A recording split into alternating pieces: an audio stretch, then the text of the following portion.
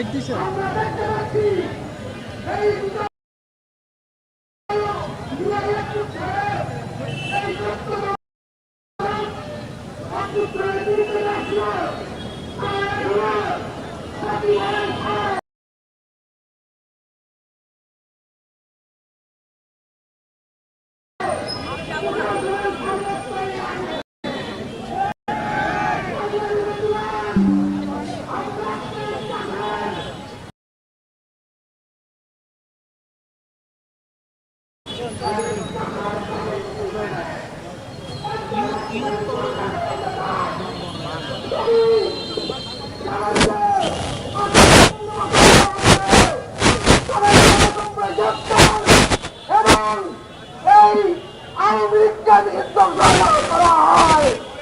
তাহলে বিপ্লবী ছাত্র জনতা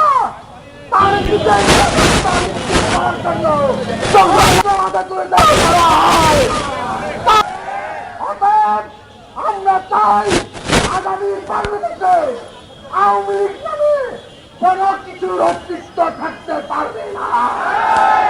অতএব আমাদের মেসেজ স্পষ্ট, হয় এই বাংলাদেশে, হয় 24 অভ্যুত্থান পরবর্তী বাংলাদেশে আবু সাঈদের উত্তরসূরি বিপ্লবীরা থাকবে, নয়তো আওয়ামী লীগ থাকবে। আমাদের শরীরে শেষ রক্তবিন্দু থাকা অব্দি আমাদের লড়াই, আমাদের সংগ্রাম চলমান থাকবে। ইনকিলাব জিন্দাবাদ, মুজিববাদ, আওয়ামী লীগ মুর্দাবাদ।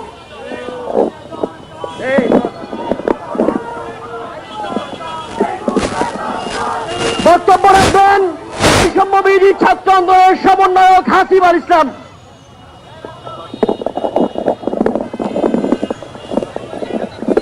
সংগ্রামী সহযোদ্ধা ভাই ও বন্ধুরা, বাংলাদেশের জনগণ জুলাই অভ্যুত্থানের মধ্য দিয়ে আওয়ামী লীগকে লাল কার্ড প্রদর্শন করেছে।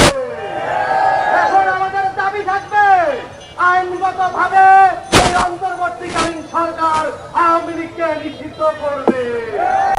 আওয়ামী লীগ নামে, আওয়ামী লীগ মতাদর্শে এই জঙ্গিপনাদের কোন রাজনীতি বাংলাদেশে চলতে দেওয়া যাবে না।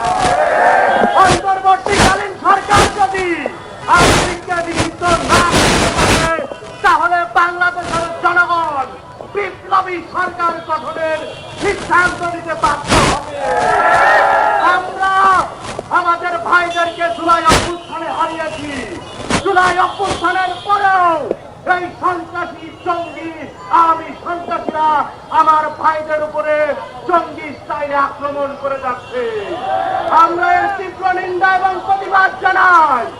আমরা দেখতে পেয়েছি অন্তর্বর্তীকালীন সরকারের 6 মাস হলেও তেমন কোন বিচার কার্য সম্পাদিত হয় না।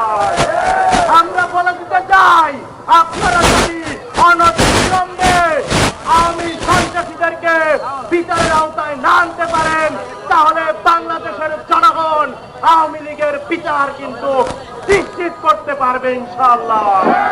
সর্বোপরি আমরা বলতে চাই, অনতি বিলম্বে আওয়ামী লীগকে নিষিদ্ধ করতে হবে, নয়তো বাংলাদেশের সমস্ত রাস্তাঘাট অচল করে দেওয়া হবে।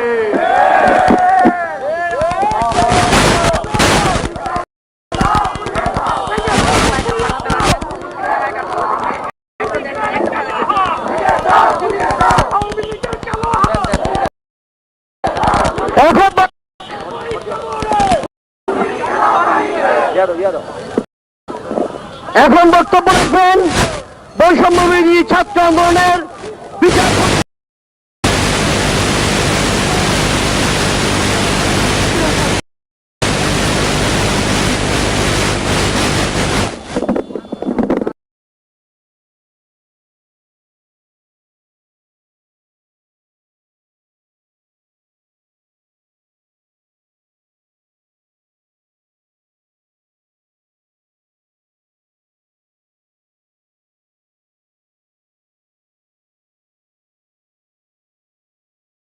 সোজা কথা বলতে চাই, আজ শেখ হাসিনার পতনের 6 মাস পরে যদি আমার ভাই হত্যা শিকার হয়, এরপরে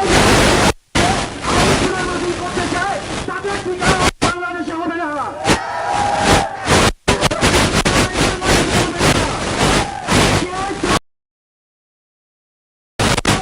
নিষিদ্ধ করে যাব।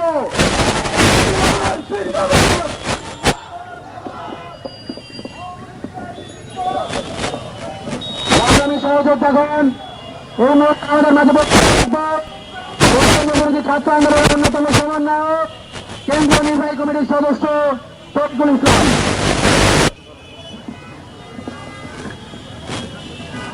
সংগ্রামী বিপ্লবী জনতা, আমরা গত 16 বছর ধরে আওয়ামী লীগ গুম করেছে, ভোট ডাকাতি করেছে,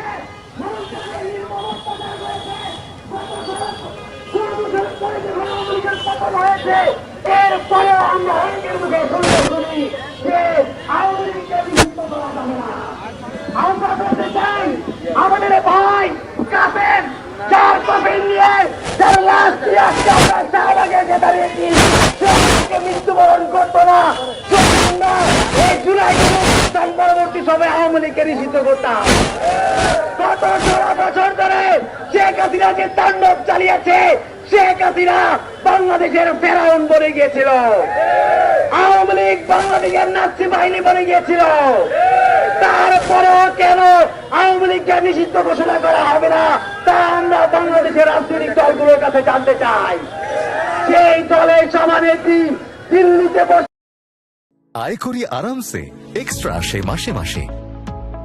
আইএফআইসি এমআইএস সঞ্চয় নিষিদ্ধ করা হবে না, তা আমরা ইন্টারিম সরকারের কাছে জানতে চাই। আমাদের ভাইয়ের রক্তের শপথ, যদি ইন্টারিম গভর্নমেন্ট তার জায়গা থেকে আওয়ামী লীগকে যদি নিষিদ্ধ না করে, তাহলে আমরা অন্য সরকার খুঁজে দিতে পিছপা হব না। অনতিবিলম্বে আওয়ামী লীগকে নিষিদ্ধ করতে হবে।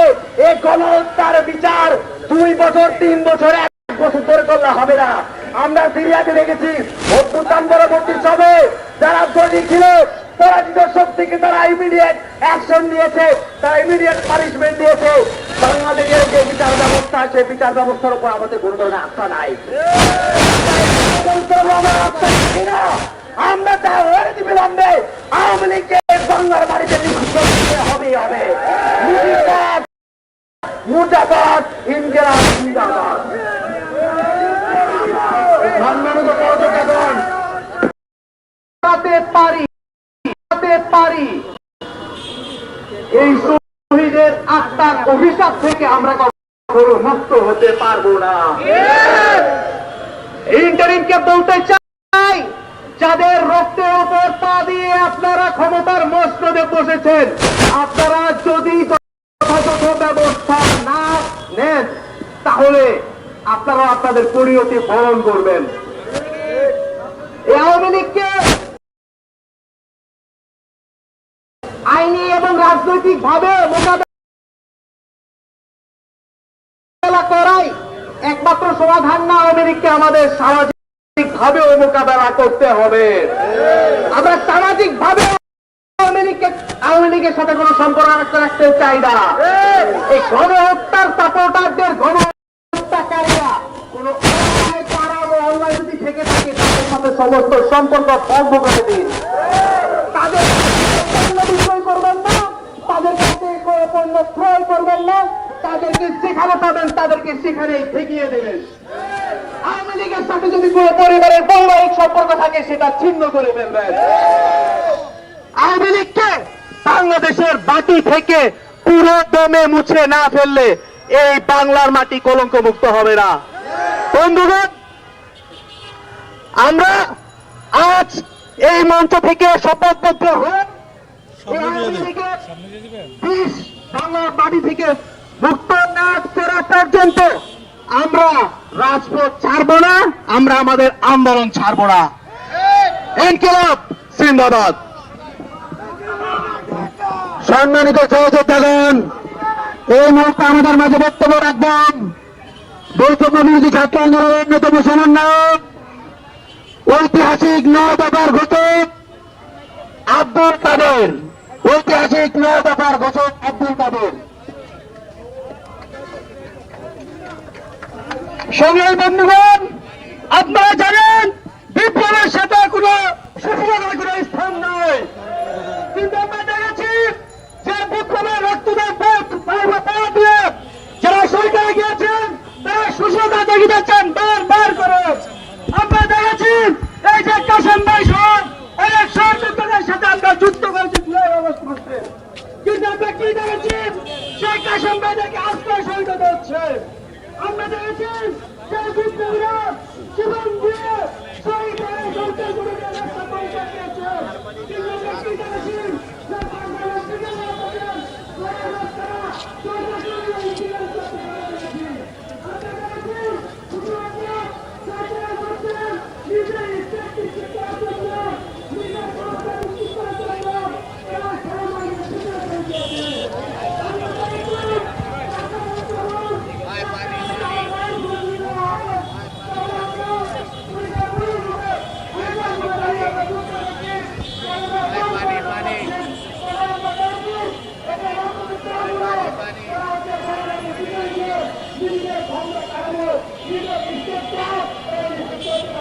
পেয়েছে। আমরা দেখেছি